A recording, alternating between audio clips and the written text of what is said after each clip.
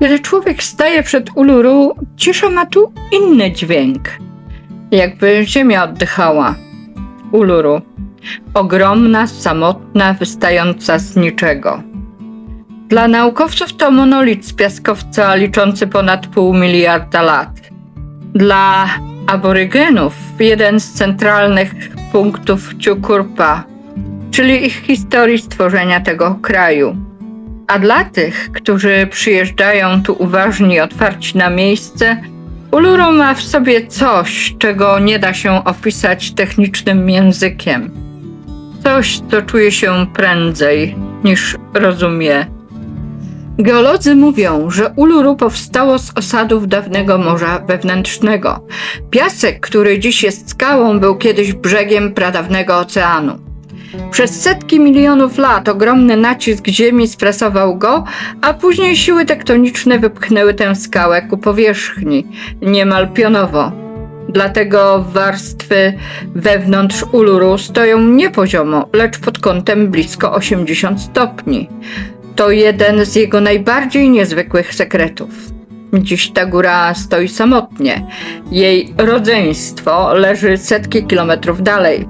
I choć nauka wiele potrafi wyjaśnić, nawet geolodzy przyznają, że to miejsce ma w sobie coś niepojętego. Inaczej drga tu pole magnetyczne. Powietrze ma inne napięcie. Niektórzy badacze żartują, że Uluru działa jak naturalny akumulator energii planety. Masywna skała, która zbiera, przechowuje i oddaje ciepło Ziemi w sposób, którego wciąż do końca nie rozumiemy.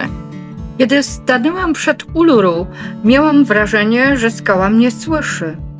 Powiedziała kiedyś Valerie Barrow, australijska badaczka duchowości i autorka książek o pamięci Ziemi. Opowiadała, że właśnie tutaj doświadczyła spotkań z istotami, które nazwała gwiezdnymi istotami, posłańcami z dalekich gwiazd, przychodzącymi po to, by przypomnieć ludziom o ich prawdziwej naturze. Nie wszyscy w to uwierzą, ale Valerie spędziła lata na rozmowach z rdzenną starszczyzną, słuchając historii, które w inny sposób mogłyby nie przetrwać do naszych czasów.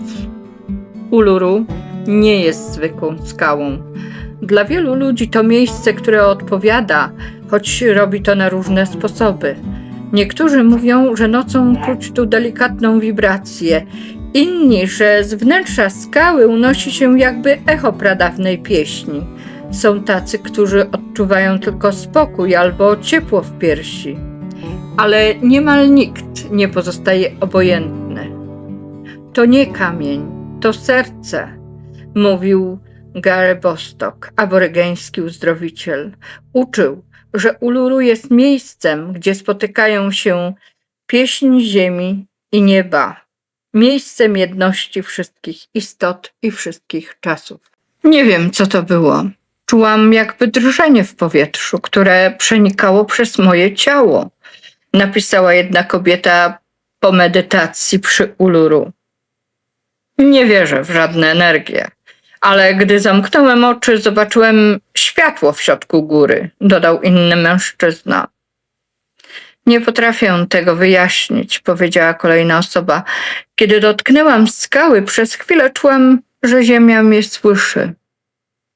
Jedna kobieta napisała, ta skała oddycha. Ma pamięć, a kiedy serce człowieka staje się ciche, słychać jej puls. W 2020 roku pojawiły się relacje o wspólnej medytacji. Ludzie z różnych stron świata łączyli się w intencji pokoju i przebudzenia, wierząc, że energia Uluru może dotknąć serca planety. Niektórzy mówią, że czuli puls, rytm, który nie należał do nich. Jakby przez krótką chwilę stawali się jednością z Ziemią. Zaczęliśmy od Uluru, miejsca, które wygląda jak skała, ale zachowuje się jak coś żywego. Miejsce, o którym można powiedzieć jedno: kto stanie obok, ten czuje coś, nawet jeśli nie potrafi tego nazwać. Możecie w to nie wierzyć. Ale jeśli chcemy odrzucić to wszystko jako bajkę, musielibyśmy odrzucić dużo więcej. Świadectwa turystów, opowieści ludzi mieszkających tu od tysięcy lat, relacje o światłach i dźwiękach, historie tych, którzy wyszli stąd inni niż przyszli. Bo jeśli to wszystko miało być tylko fantazją, to dlaczego tak wielu ludzi widzi i czuje to samo? Aby zrozumieć to zjawisko, trzeba na chwilę odejść od tej skały, wyjść dalej, w ciemność pustyni. Wyobraź sobie noc w Outbacku. Nie ma miast, nie ma świateł, nie ma człowieka, jest tylko pustynia i niebo. I właśnie wtedy dzieją się tu najdziwniejsze rzeczy. Światła, które pojawiają się na horyzoncie, jakby nie należały do tego świata. Ruchy w ciemności, które nie są ani samochodem, ani zwierzęciem, ani człowiekiem. Migotania na niebie, które trwają zbyt długo, by być meteorem. I poruszają się zbyt inteligentnie, by nazwać je przypadkiem. Ludzie mówią różnie. Jedni twierdzą, że widzieli kształty skryte w chmurach. Inni, że coś unosiło się nisko nad pustynią, jakby obserwowało z daleka i czekało. Ale niezależnie od tego, jak to nazwiemy, wszyscy opisują jedno. Uczucie, że w tej ciszy ktoś jeszcze patrzy.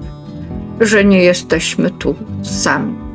A jeśli ktoś myśli, że to tylko złudzenia, to niech posłucha tych, którzy żyją tu na co dzień. Kierowców ciężarówek, pracowników Outbacku, ludzi, którzy znają te drogi lepiej niż własne podwórko. Oni wszyscy mówią o jeszcze jednym zjawisku. To samo słowo powtarza się raz po raz. Światła min. To miraże. Inni, że zjawiska, których nauka jeszcze nie potrafi wyjaśnić. Ale dla ludzi, którzy żyją na tej ziemi od tysięcy lat, to tylko część większej opowieści. Bo kiedy noc nad Outbackiem robi się naprawdę głęboka, dzieje się coś cichego. Ktoś mówi, nie czuję się sobą, jakby coś we mnie zgasło. A ludzie Anangu odpowiadają spokojnie, zatrzymaj się, to tylko zmęczenie. Czasem człowiek zostawia kawałek siebie gdzieś po drodze. Ngankari, uzdrowiciele tej ziemi, dodają zwykle jedno zdanie. Usiądź, oddychaj, pomożemy ci wrócić do siebie. Wystarczy posłuchać tych, którzy tego doświadczyli, bo ich opowieści mówią więcej niż jakiekolwiek wyjaśnienia. I dzieje się coś niezwykłego. Nie wizja, nie magia. Po prostu człowiek wraca do równowagi. Od lat Ngankari pracują razem z lekarzami w australijskich szpitalach. Wyciągają ludzi z lęków, uspokajają, przywracają im siłę. Efekt? Wiele uzdrowień, których nie potrafiła wyjaśnić żadna aparatura. Można to nazwać tradycją, można intuicją, a można po prostu ludzką obecnością, która działa tam, gdzie kończą się słowa. I tutaj małe wyjaśnienie. Kiedy mówimy o Tjukurpa, o czasie stwarzania, poruszamy się w świecie, który jest święty dla rdzennych mieszkańców Australii. To nie jest mitologia ani legenda. To żywa wiedza przekazywana ustnie od tysięcy pokoleń. W Tjukurpa pojawiają się istoty stwórcze, te, które kształtowały krajobraz, prawa, zwierzęta i ludzi. To one zostawiły swoje ślady w skałach, w pustyni i w pamięci tej ziemi. To o nich opowiadaliśmy wcześniej i to ich możemy nazwać pierwszymi nauczycielami. Ale istnieje też druga przestrzeń, równie ciekawa, ale zupełnie inna. To są współczesne doświadczenia ludzi takich jak Valerie Barrow, którzy opowiadają o gwiezdnych istotach i duchowych przewodnikach. To nie jest część tradycji aborygenów, to nie jest Tjukurpa. to osobiste przeżycia, duchowe wizje i intuicje, które inspirują wielu ludzi na całym świecie, często łącząc ich we wspólnym doświadczeniu. Kiedy się o tym mówi, bardzo łatwo to pomylić lub połączyć. A ja sama dopiero niedawno zrozumiałam, jak ogromna jest między nimi różnica. Dlatego dziś będziemy to wyraźnie rozdzielać. 2 światy, 2 opowieści, obie piękne, ale nie takie same. Opowieści rdzennych mieszkańców to pamięć tej ziemi. Wizje współczesnych ludzi to pamięć serca.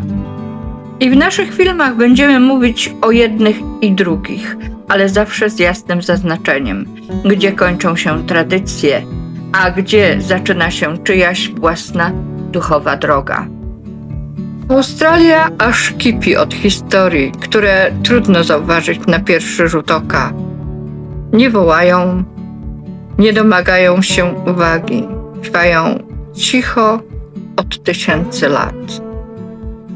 A kiedy człowiek choć raz pozwoli sobie zatrzymać się i posłuchać, wtedy zaczyna słyszeć więcej niż tylko wiatr i piasek. A co z Uluru? Może ta góra ma dla nas wiadomość, której nie słyszymy uszami, ale sercem. Zatrzymaj się. Posłuchaj. Ta ziemia pamięta więcej, niż człowiek potrafi sobie wyobrazić. I to już wszystko na dzisiaj. A jeśli gdzieś w nagraniu słyszycie, że jak plącze mi się język, to znak, że Uluru wywarło na mnie większe wrażenie niż planowałam.